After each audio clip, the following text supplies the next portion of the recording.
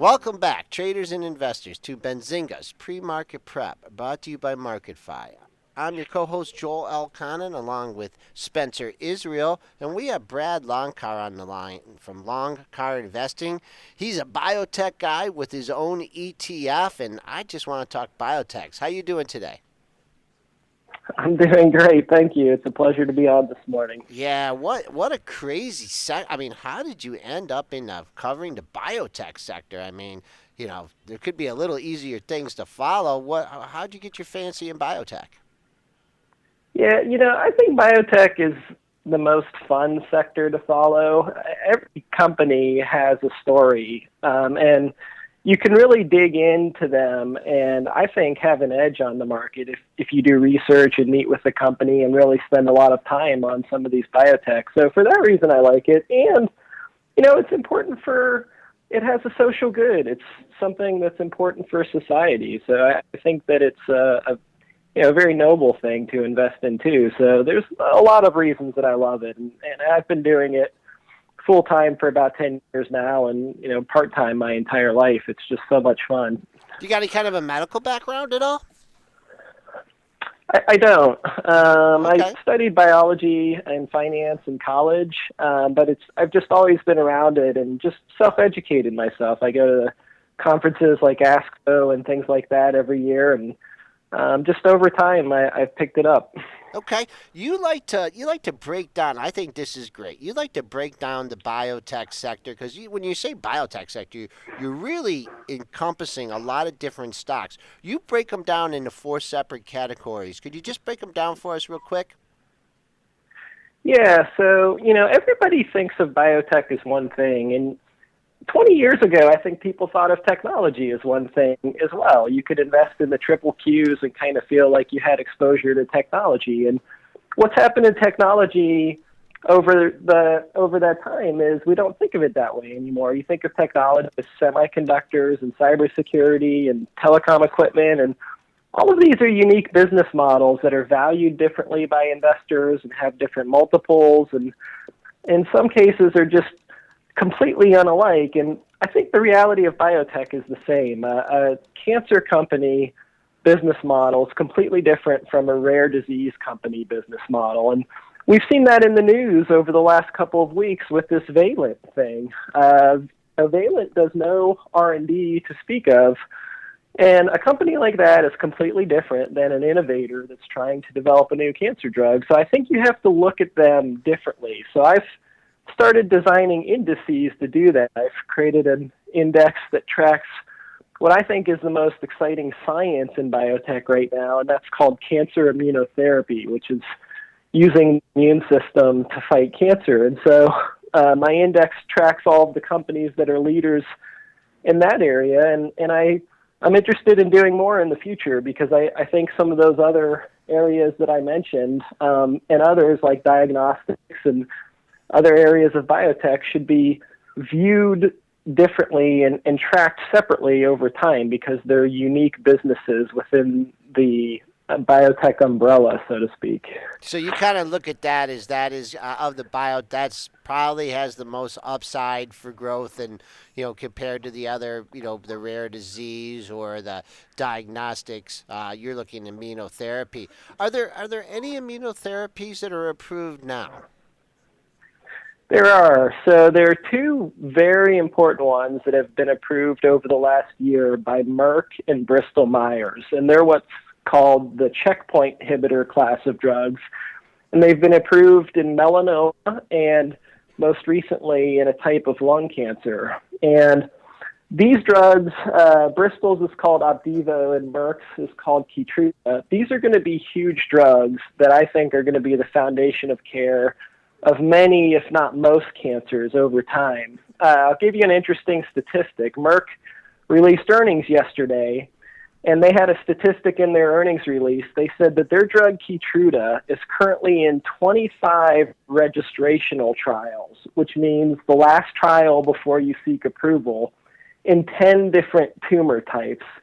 And overall, it's being studied in 160 trials, which is just amazing. A lot of cancer drugs are just being studied in a few trials. This is in 160, and what that should tell you is that these drugs are going to be used in combination with almost everything. They're going to be the foundation of care over time, and so these are just such important medicines because they're going to be used so widely.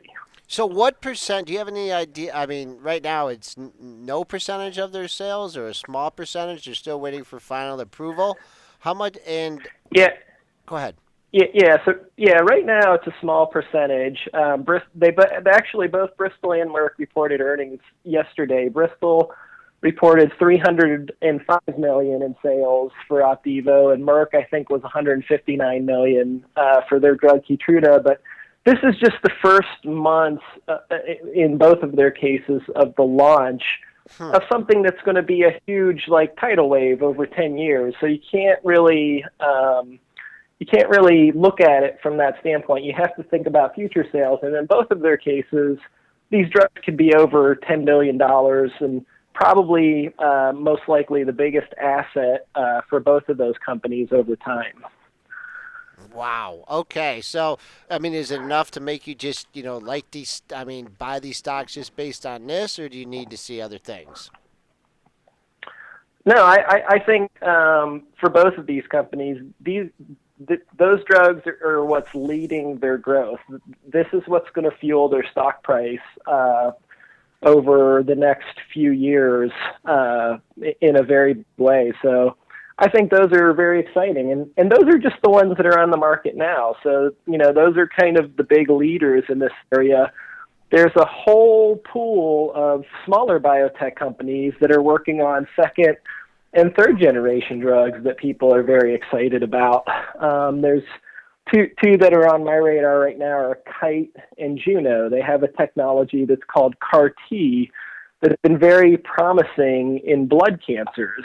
And in both of their cases, they're starting their late stage trials this year, and they may be on the market as soon as 2017. Brad, with these blood cancer can drugs. I interrupt you here for just 1 second? We do have some breaking news on AIG.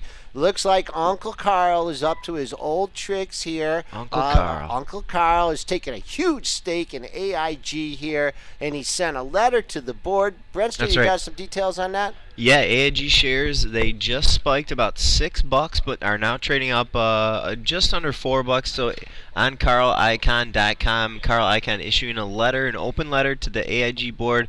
He is saying that the company continues to severely underperform its peers and is now facing an increasingly onerous regulatory burden which will only further erode its competitive position. Carl Icahn is taking a stand here in AIG. And he moved his stock. We just spiked up to $65.99. That's the highest this stock has been in some time. Former high $64.93. We'll keep an eye on that area. Thank you, Brent. Sorry about that, Brad. We just had some breaking news there. All right, so let's get to some other specific stocks here. Third generation technologies, India Immunotherapy. A couple of these are high flying stocks. I see Juno Therapeutics, Kite Pharma, Newlink Genetics. Give us a few of these and tell us what the story is. Yeah, so Kite and Juno, as I was saying earlier, have a technology called CAR T, and it's really exciting because what you do is you take the T cells out of patients and you kind of reprogram them to look for cancer. You essentially put a GPS device on these T cells and tell them what to look for. And early studies in blood cancers, the results have just been amazing. In cancer, you always start new therapies on patients that have essentially failed everything that they've been given. And in these blood cancers, in these early studies, the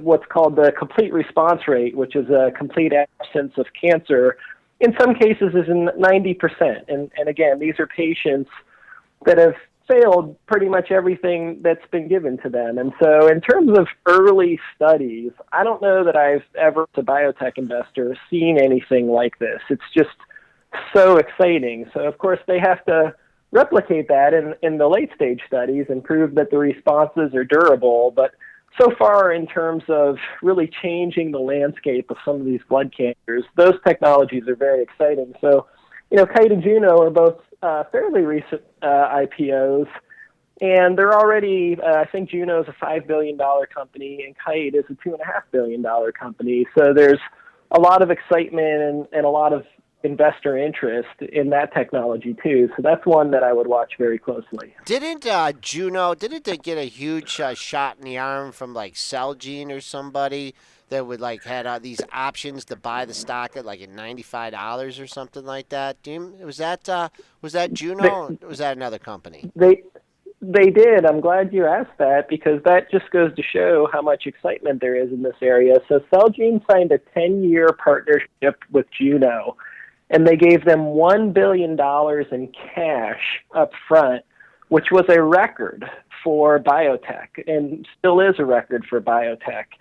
And so it just goes to show the amount of investment that's being put into these companies and how seriously this is being taken.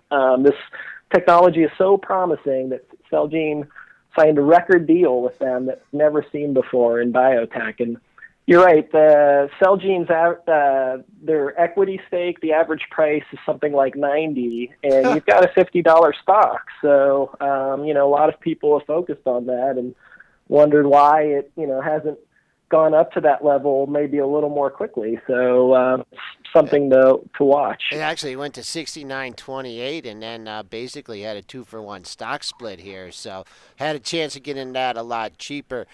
Any thoughts? Do you follow CHRS at all, Brad? CHRS? Rob put in the chat. Wondered if you had any thoughts on that. I'm familiar with it, but I'm not an expert on that company, so I would be a little hesitant to give you strong advice on that one. I'm sorry. No, that's okay. That's all right. That's fair. All right. Now we're looking at some other stocks here. You says ASH has an important medical meeting to watch in early December. Tell us about that. Yeah, so the ASH is the world's largest blood disease conference, and that one is a huge one that biotech investors have circled essentially since this summer. So, for example, a lot of these immunotherapy companies that I follow go after blood cancers, and so they're all going to be reporting some of their most important data at this conference. So the ones that I mentioned, like the Kites and Junos, will all have important presentations. But outside of immunotherapy, there's a lot of interesting things going on in blood diseases. For example, another technology that biotech people are focused on is called gene therapy, and there's a stock called Bluebird Bio that's been really popular. It was almost a $200 stock earlier this summer, and it's come down to 70. And they're trying to treat a couple of blood diseases called beta thalassemia and sickle cell disease. And all eyes will be on that company at this conference because they'll have some very important data that really has to come through because there's been high expectations for this company. And the stock has been weak lately. So a lot of important biotech data is at ASH.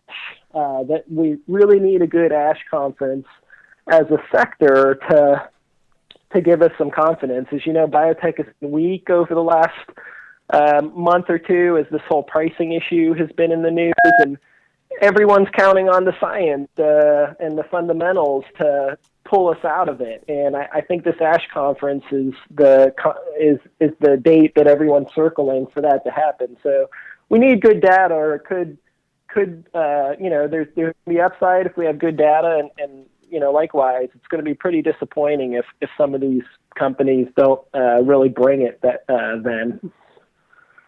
Okay, all right. Let's just kind about some of the big boys here. Biogen. I mean, that stock had some drug news. That was the same day it made its all-time high. Just out of the big boys. Biogen, Amgen, Gilead, and Celgene. Do you have a favorite there? Mine are Bristol and Merck for those drugs that I talked about before. Biogen is a tough one. Biogen was actually the first big biotech company to really disappoint on earnings, and they did that last quarter, and the stock was just absolutely crushed. And they're kind of in a tough spot because Biogen relies on their multiple sclerosis franchise, and it's a very competitive space right now. And another thing about Biogen that non-biotech people I don't think focus on, but they should, is we have this whole pricing debate going on right now, and you think of Valence and companies like that as the ones who are raising prices on drugs. Well, Biogen has been one of the largest drug price raisers in biotech for the last 5 to 7 years, and they've really relied on that for a lot of their earnings growth. So in terms of companies that are vulnerable to present day headlines, I personally would be very careful with that one. Amgen's an interesting company because they're developing a lot of very innovative medicines. They just had an immunotherapy approved yesterday. It's the first oncolytic virus, which is kind of exciting. And another thing that's interesting about Amgen, a big trend in biotech right now is what's called biosimilars. So you've always heard of generic drugs that copy, what's called small molecules and just kind of the traditional medicines you think of.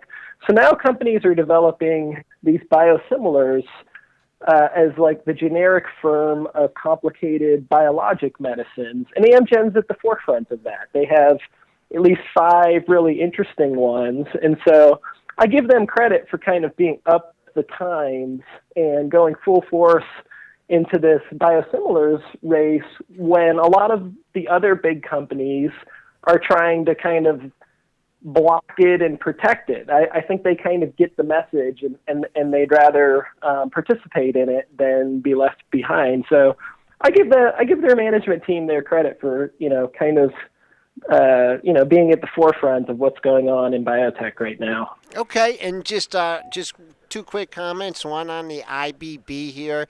I was looking at the 320 level. We cleared that yesterday here, trying to get a bounce here. This nice pullback here and poised to go higher. You still a little bit cautious on the IBB index? No, I'm very bullish. Take it with a grain of salt. I'm a biotech investor, so I'm always bullish. All of this weakness that has happened lately has to do with, in my opinion, politics and talk and the reality of any fundamental changes to the sector in terms of pricing and things are very far off into the future and highly in doubt. So I think the fundamentals of this industry are very strong. I think that the weakness is a little overdone. Some of this stuff happened because of tweets by presidential candidates. Okay. And yesterday we had great earnings, which is what really matters for these companies. And so I think that it was kind of a silly season the last couple of months, and now the reality of earnings and medical meetings and things like that are setting in. So I'm bullish, and I think we'll have a strong finish to the rest of the year. All right, real quick, I don't know if you're familiar, but if we could do 10 seconds on each of these stocks. FPRX, is that something you follow? Yeah, in fact, it's the top holding in my index. That's a great company. They have many different many different deals with Bristol Myers, who's a leader. And so very smart scientist there. Rusty Williams, who's CEO, is a very smart guy. And they've spent a long time cataloging their assets. So that's a good company. ESPR? Yeah, so that one's a tough one. That was over $100, and now it's kind of flailing in the 20s. And I think that one is an overreaction. The question there is how soon they'll be able to make it to market. It's whether the FDA is going to require them to finish a big trial before they can seek an accelerated approval. And the latest news on that was kind of disappointing, but I also think it was an overreaction. So if you have a very long-term view, that may be a good one to pick up here. And what about an overreaction in TTPH? Yeah, so that one, I know a lot of people were disappointed in. I don't have a strong opinion either way. I think it's a quality company, quality management, but I don't know. I just don't have a good read on that one. I'm sorry. Brad Loncar from Loncar Investing has his own ETF, CNCR. Great information. We'll surely have you on again soon. It was a pleasure. Thanks for having me.